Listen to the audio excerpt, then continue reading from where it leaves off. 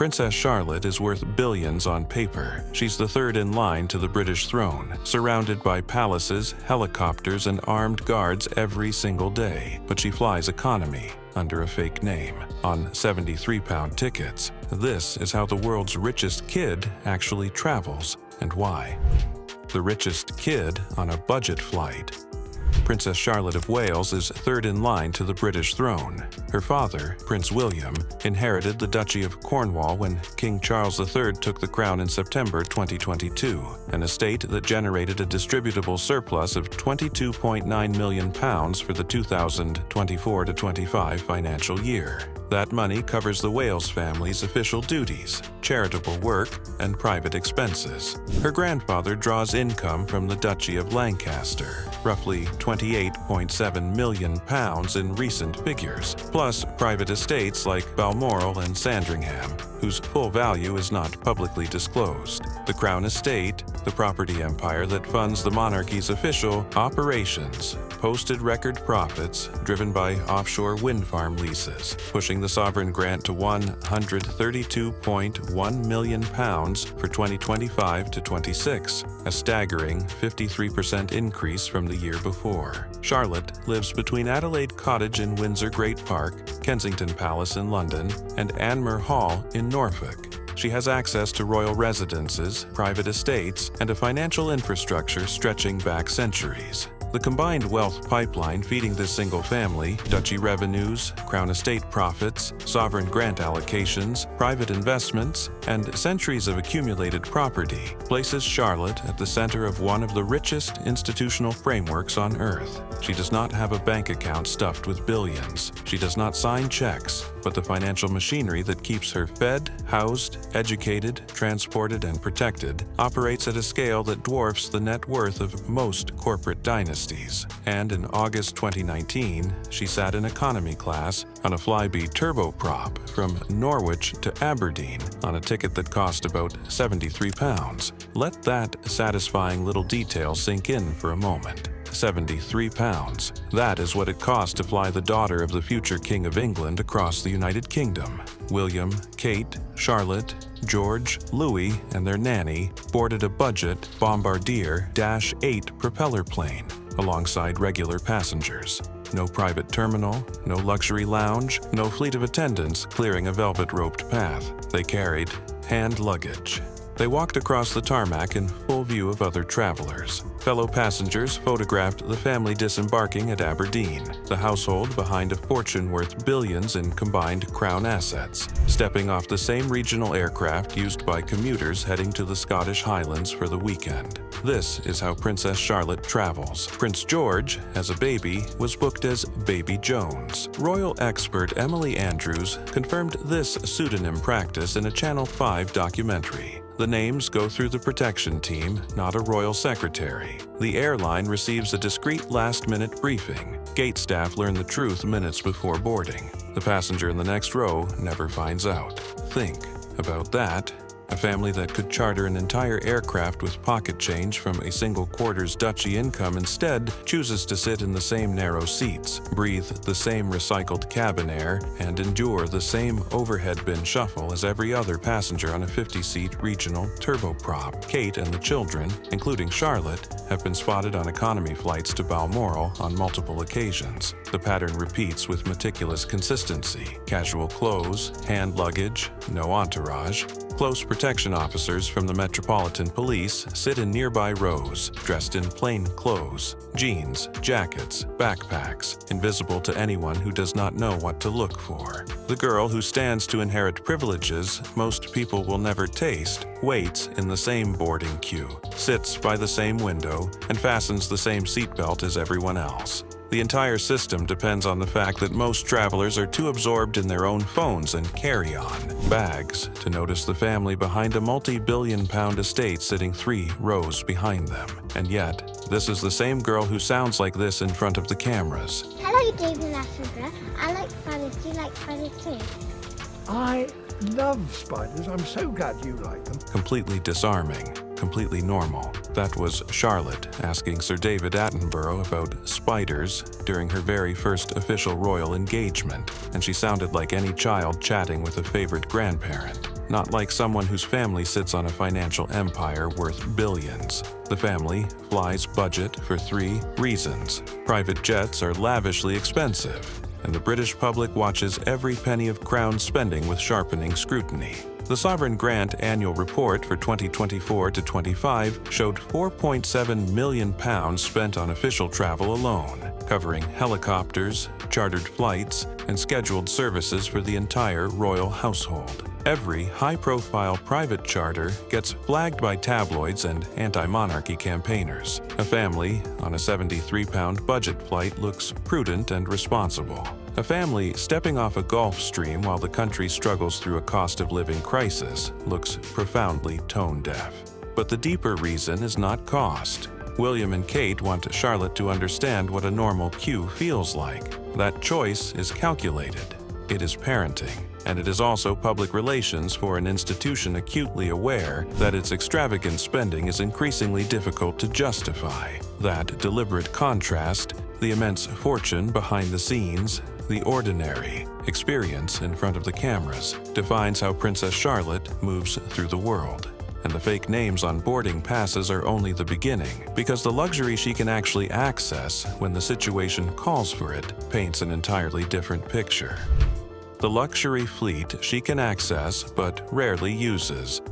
The Wales family is not limited to budget airlines. When security demands it, when the trip is official, or when the destination crosses international borders, the full weight of the Crown's travel apparatus deploys, and the resources at its disposal are nothing short of staggering. For international state visits and high-profile engagements, the family uses RAF jets, typically the Airbus Voyager, a military-grade wide-body aircraft repurposed for VIP transport, or chartered private planes, or helicopters from the King's helicopter flight. The Voyager is not a modest aircraft by any measure. It is a converted Airbus A330, the same airframe used by major commercial carriers to shuttle hundreds of passengers across oceans and continents. When configured for royal use, it transforms into a flying private suite, secure communications equipment, private cabins, space for staff, protection officers, and senior advisors. The cost of a single long-haul royal journey on this aircraft can run into hundreds of thousands of pounds. The King's visit to Samoa and Australia, for instance, reportedly cost over £400,000. Then there are the helicopters. The King's helicopter flight operates 2 Augusta Westland AW-139, aircraft based at RAF Odiham, used for rapid hops between royal residences, events, and engagements scattered across the English and Scottish countryside. Each AW-139 is a multi-million-pound twin-engine machine, the same model used by VIP transport services worldwide, prized for its speed, range, and cabin size. William, who served as a search and rescue pilot and later an air ambulance pilot, knows these machines with an intimacy that most royals before him never possessed. Helicopter travel compresses what would be a 3-hour motorway crawl into a 40-minute flight over patchwork fields and rolling hills. For a family constantly splitting time between Windsor, London, Norfolk, and Scotland, the helicopter is not an indulgent luxury. It is a logistical necessity funded by a budget that would qualify as generational wealth for an ordinary household. On the ground, the fleet is equally imposing. Everyday school runs and short trips use specially modified Range Rovers and similar armored vehicles outfitted with bulletproof glass, reinforced bodywork, and blast-resistant panels. These are not off-the-lot purchases. Each vehicle is custom-engineered at a cost that can reach 6 figures before it ever turns a wheel on a public road. Armed protection officers ride alongside or in trailing vehicles. Kate often drives herself for shorter outings, a deliberate, carefully calibrated gesture of normality. But the vehicle she drives is far from standard. It has been built to withstand ballistic and explosive threats. The children sit in the back with the nanny, encased in materials designed to stop rounds and absorb shock waves. Even the routine school run, a journey of a few miles along quiet Berkshire lanes, is wrapped in a layer of protective protective wealth that most families would associate with heads of state or billionaire tech moguls, not a 10-year-old girl heading to morning assembly. Charlotte's daily life unfolds inside this cocoon of wealth-funded protection. She attends Lambrook School in Berkshire, a prestigious independent prep school set across 52 acres of manicured English countryside, where tuition runs between £7,000 and £9,000 per term, paid privately by the Wales family from Duchy of Cornwall income. That is upward of £27,000 a year for one child, in a household sending 3 children to the same institution. At school, she is known simply as Charlotte Wales. No title, no princess used in the classroom or on any register. But the armed officers from the Metropolitan Police's Royalty and Specialist Protection Unit are there every single day, handling the school run, scanning the perimeter, conducting background checks on staff, and vetting even close friends who visit for playdates. The security alone around her school commute costs more than most families spend on an entire year of education. And when she is not at school, Charlotte does things like this. We both want to wish the Lionesses the best of luck for tonight. That was Charlotte alongside her father, filming a message for the England women's football team before the UEFA Women's Euro 2025 finale in Basel, Switzerland. She wore a polka dot dress and cheered from the stands. Classic dad-daughter outing. But behind that image of a normal girl at a football match sat an intricate web of cross-border security coordination, diplomatic clearances, armored transport, and advanced teams, all funded by the sprawling financial apparatus of the Crown. You've done amazingly well in the competition and we're rooting for you all the way.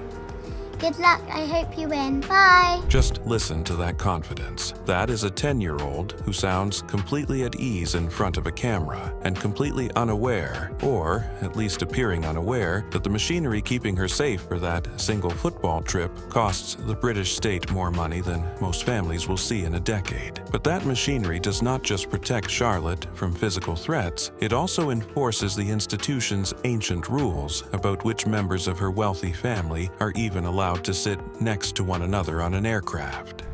The rule that splits a wealthy family in the sky.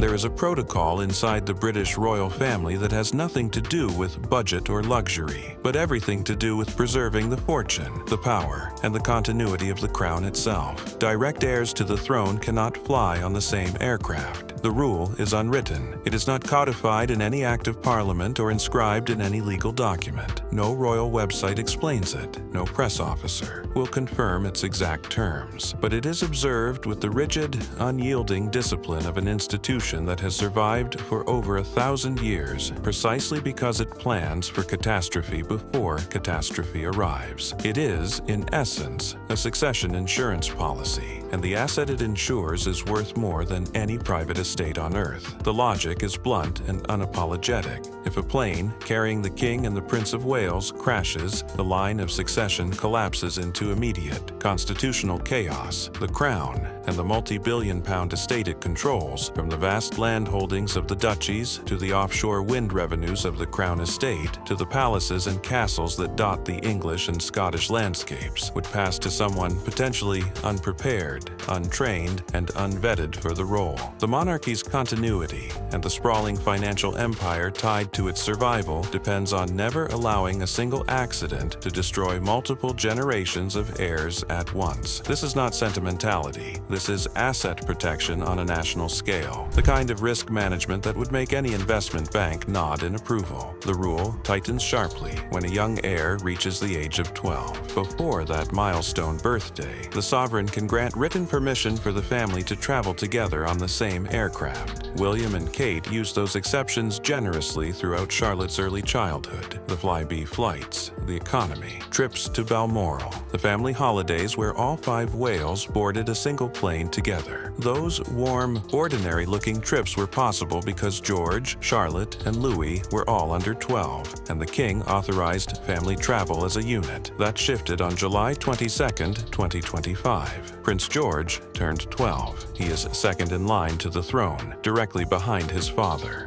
From that birthday forward, advisors, protection teams, and constitutional officials began pressing, in briefings, in memos, in quiet corridor conversations, for George and William to fly on separate aircraft for longer, higher-risk journeys. And here is where the cost gets wild. Where one chartered aircraft or one set of commercial tickets once sufficed, the protocol now demands two crews of protection officers, 2 advance teams, 2 sets of ground transport at each destination, 2 separate itineraries coordinated in parallel. The cost of moving the Wales family, already substantial, effectively doubles for any trip where William and George must be separated. Former royal pilot Graham Laurie confirmed that when Prince William himself turned 12 in 1994, the same restriction took effect. He began flying separately from his father, then Prince Charles. Queen Elizabeth II granted occasional exceptions for family holidays, but the expectation was firmly established. Charlotte sits in a distinctive position within this calculation. She is third in line behind William and George. The strictest version of the flying rule does not bind her yet. She is not the heir immediately after the heir apparent. She can still fly with her parents, with George, or with Louis without triggering the protocol's most unforgiving requirements, but the family dynamic shifts around her regardless. If William must fly separately from George on an official trip, then Kate and the younger children, Charlotte and Louis, likely travel with one parent, while George accompanies the other,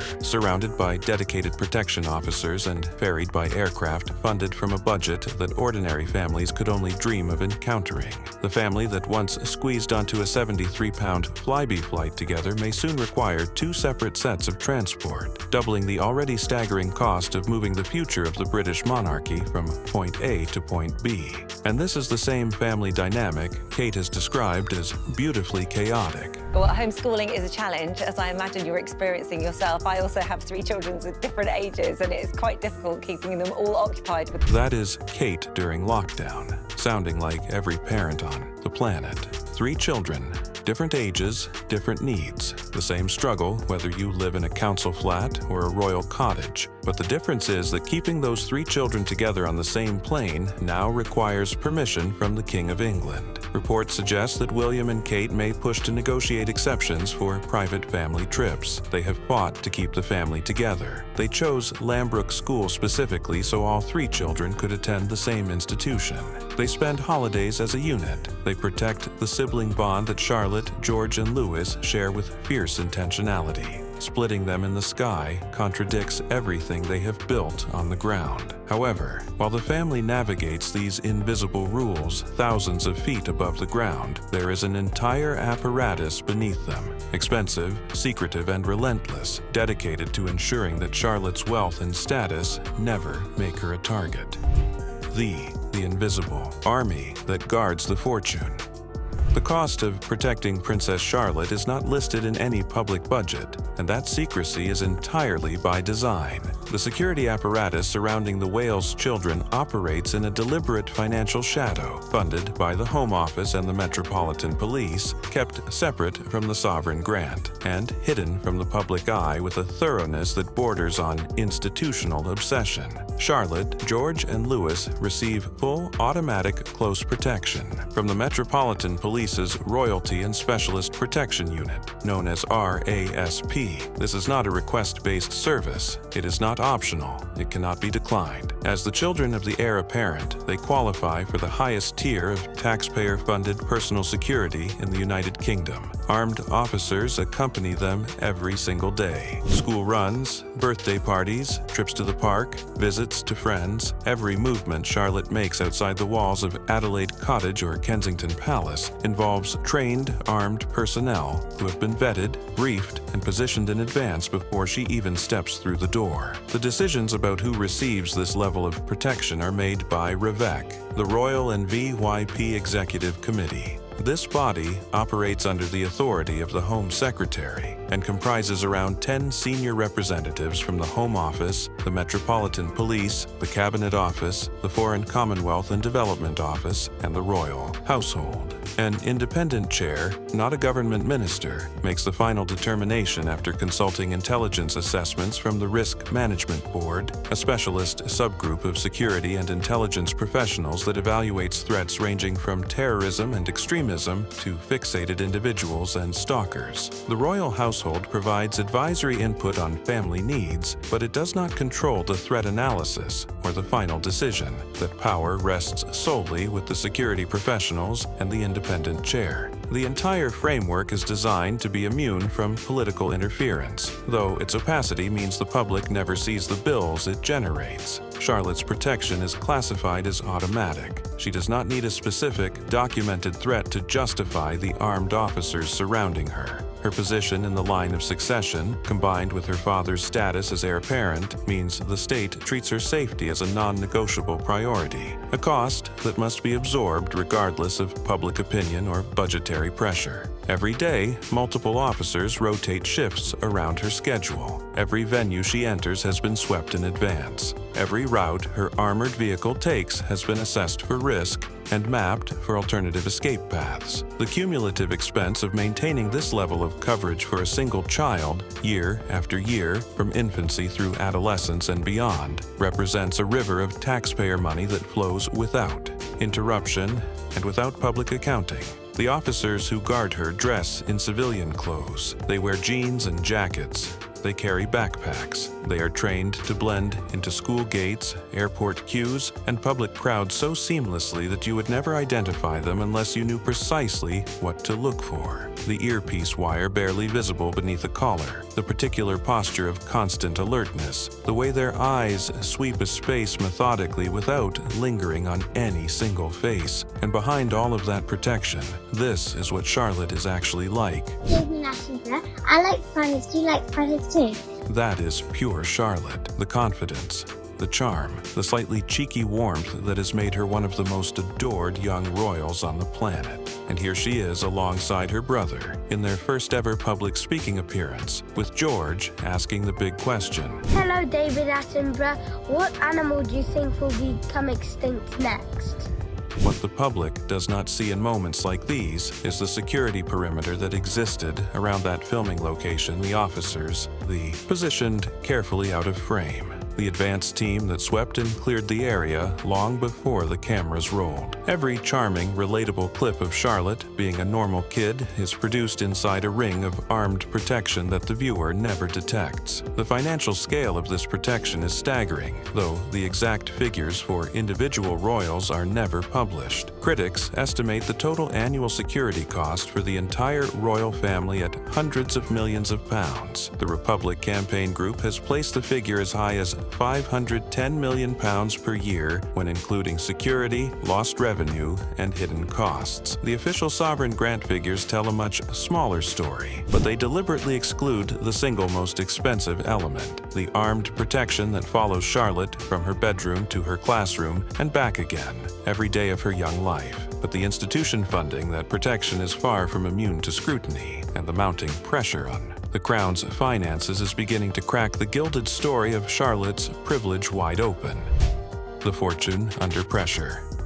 The world's richest kid label that tabloids attach to Princess Charlotte is constructed on projections, speculation, and viral clickbait, not reality. Wild claims of a personal net worth between 3 and 8 billion pounds circulate endlessly on social media and YouTube thumbnails, but Charlotte does not control a single penny of that figure. She is 10 years old. She does not hold property in her own name. She does not draw income from the Duchy of Cornwall or the Crown Estate. The wealth attributed to her is a tabloid calculation of what she might one day inherit, blended with the estimated value of the privileges she currently enjoys. The residences, the security, the travel fleet, the institutional access. What is real, however, is the financial machinery that surrounds her every waking moment. The sovereign grant rose from £86.3 million in 2024 to 2025 to £132.1 million in 2025 to 2026, fueled by record Crown Estate profits from offshore wind energy leases. Projections for 2026 to 27 push the figure to approximately £137.9 million. The Duchy of Cornwall generated £22.9 million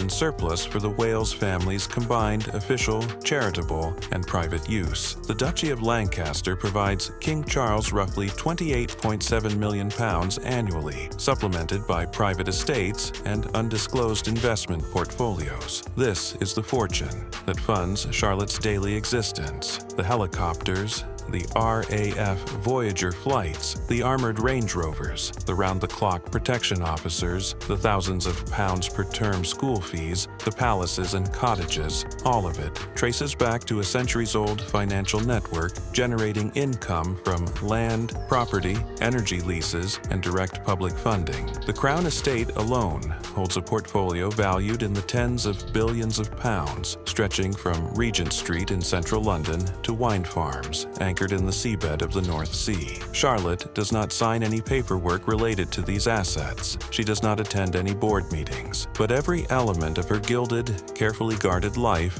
flows from revenue they produce. But that fortune faces a kind of pressure it has not confronted in modern memory. Support for the monarchy has been slipping steadily downward. A February 2026 Savanta poll conducted for the Republic Group found that monarchy support had fallen to just 45%, with youth support between ages 18 and 34 dropping as low as 23 to 28%. An Ipsos poll from the same month showed popularity declining across the board, with the belief that abolishing the monarchy would be worse, falling to 37%. The reasons are tangled and compounding. The sovereign grant increase from £7.9 million when the grant was first introduced in 2011 to £132.1 million in 2025 to 26 strikes many British taxpayers as excessive during a prolonged cost of living crisis. That is a 16-fold increase in public funding for the royal household in barely 15 years, at a time when ordinary families are cutting back on heating, groceries, and school supplies. Critics and abolition campaigners have seized on these numbers to argue that the monarchy is an outdated, extravagantly costly institution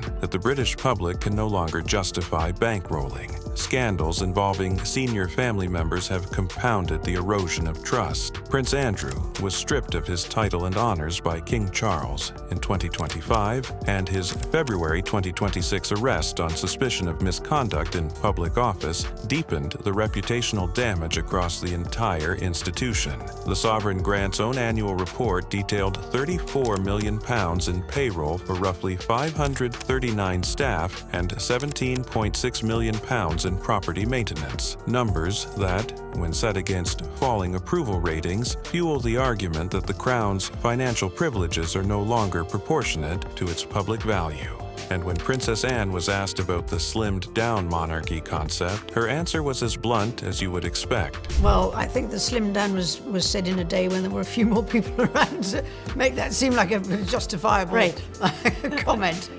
The world changes a bit. It changes a bit. That is Princess Anne being Princess Anne, pragmatic, unbothered, and cutting straight to the point. Fewer working royals does not mean a leaner, cheaper operation. It means fewer hands to carry the same crushing workload. And it means the financial spotlight on the royals who remain burns hotter than ever. For Charlotte, all of this turbulence exists as background noise to a childhood her parents have fought fiercely to keep ordinary. She attends Lambrook School as Charlotte Wales. She plays rugby and runs hurdles. She crafts obsessively. Kate described the children spending an entire summer crafting in every corner of the house. William once said of his daughter that he thinks she is going to be trouble when she's older. A warm joke about her confident, spirited personality, not a warning. And honestly, you can hear that. Personality radiating through moments like this one, where Kate reveals the sibling dynamics at home. Yeah, it's so true. And actually, George gets very upset because he just wants to